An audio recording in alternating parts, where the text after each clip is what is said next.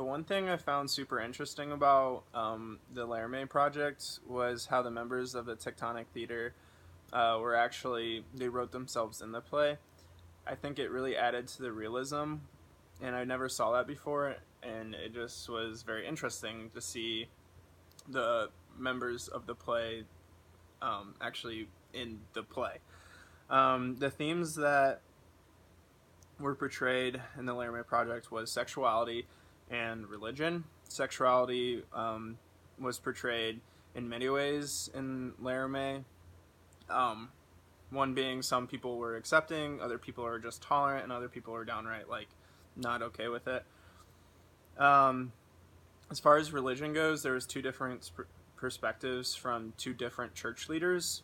One was Father Roger Schmidt. He completely supported the vigil for Matthew like right away. Um, on the contrary, Reverend Fred Phelps was totally against gay rights, and he actually protested at his funeral. So there's two very differing opinions within the religion. The word I had to look up was skinhead.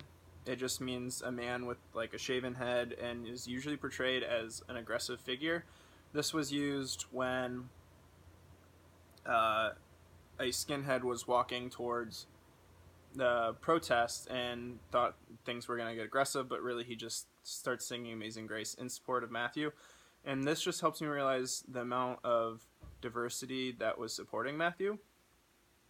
For number 4, the town I think was depicted as tolerant but not accepting. And I think what the play was getting at was that we actually need to be accepting in order for things like this not to happen.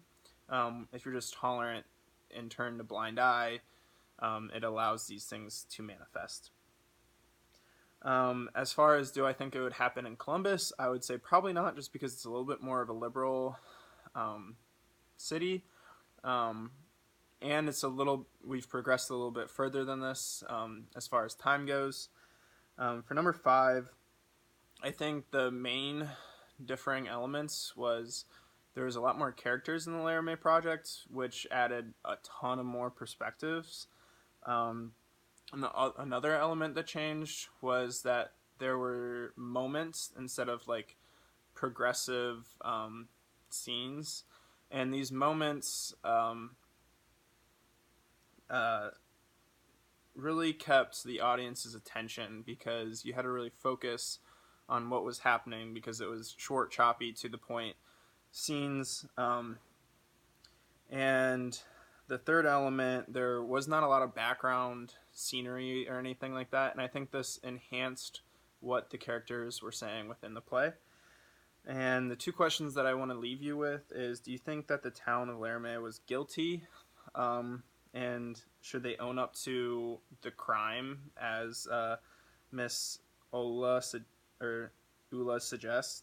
And which character do you relate to most in this play, and why?